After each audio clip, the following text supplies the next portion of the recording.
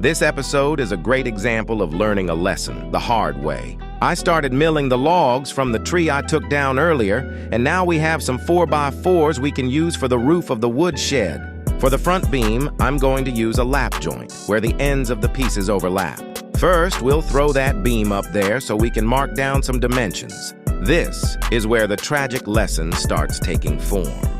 Basically, I'm just trying to figure out the length to cut the beam and where I'll need to make the lap joint cuts. With those measurements all marked up, we throw the beam down on the sawhorses. I'll start processing the new beam, first cutting it down to the overall length. Then I'll cut out the lap joints, which I do by cutting down the center of the beam on both sides, then making the perpendicular cuts. The circular saw isn't big enough to make it all the way through the beam, so I finish everything up with the hand saw. Now I check the fitment and it looks pretty good, or so I thought. Now, we just need to cut out the notches on the existing beams. It's the same process as before, but this time we want to cut out the top bits, leaving the bottom intact.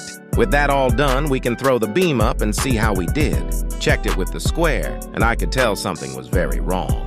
Turns out the front right vertical beam was warped inwards, so my length measurements were very, very off. And now I have to redo all the work I just did on another beam, this time using a measuring tape and math to make sure everything is right. Put the new beam in place and it looks much better. I'm even kind of digging these live edge imperfections. Gives it character.